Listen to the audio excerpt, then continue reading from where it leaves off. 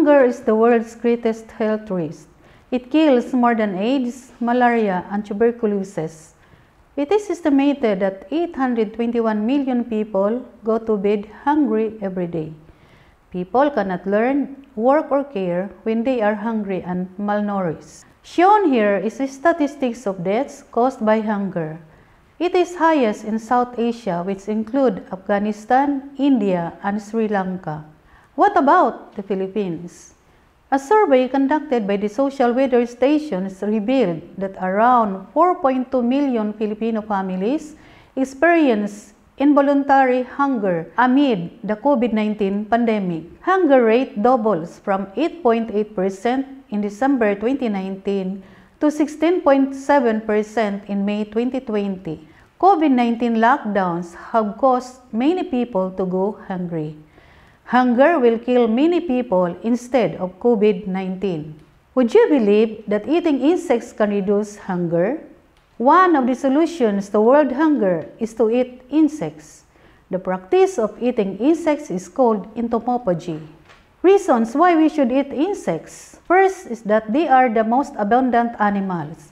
They reproduce quickly with high growth rates. Farming them requires less land and water. Second, they are rich in protein and essential amino acids, thus can be a solution to hunger and malnutrition.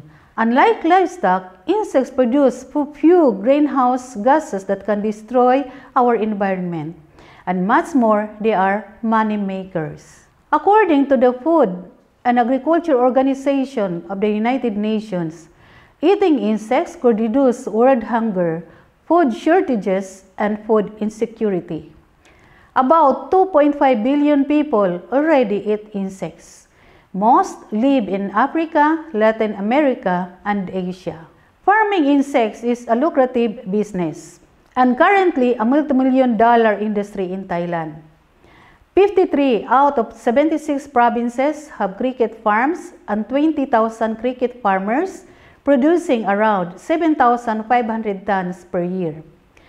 Price of insects is 3 or 4 times higher compared with prices of meat and fish per kilogram basis. According to Global Market Insights Incorporated, edible insects value is expected to hit $1.5 billion in 2026. Supobas morio is one of the species of darkling beetles that belong to family Tenebrionidae, order Coleoptera.